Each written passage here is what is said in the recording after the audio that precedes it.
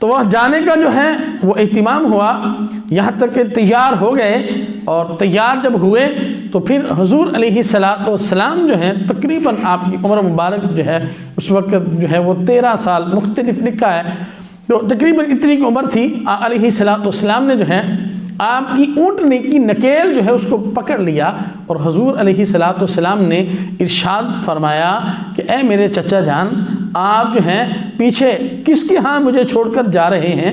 میرا باپ بھی نہیں ہے، میری والدہ بھی نہیں ہے، اور آپ بھی مجھے چھوڑ کر یہاں جا رہے ہیں۔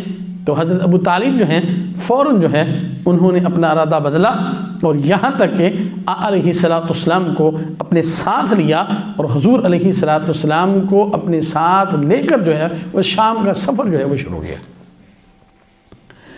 اب شام کا سفر جو ہے وہ کر رہے تھے کہ راستے میں بصرہ مقام آتا ہے، اور وہاں ایک راہب تھا بحیرہ نام کا۔ بحیرہ راہب جو تھا وہ عیسائیوں کا وہ راہب تھا، اور اسے نا سینہ بسینہ علم اس کے پاس تھا۔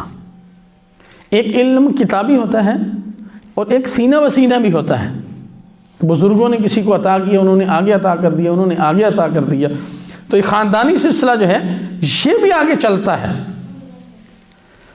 تو وہ بحیرہ راہب جو تھا، جب علیہ السلام اس قافلے کے ساتھ جو ہے وہ چلتے چلتے وہاں پہ پہنچے، تو وہاں یہ پڑاؤ ڈالتے تھے۔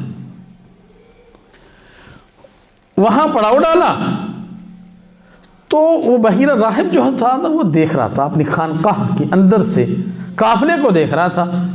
تو وہ کیا دیکھتا ہے کہ ایک بچہ ہے، اور وہ بچہ جو ہے جس طرف بھی جاتا ہے اسی طرف جو ہے وہ بادل جاتے ہیں، وہ بادلوں نے سایہ کیے ہوئے۔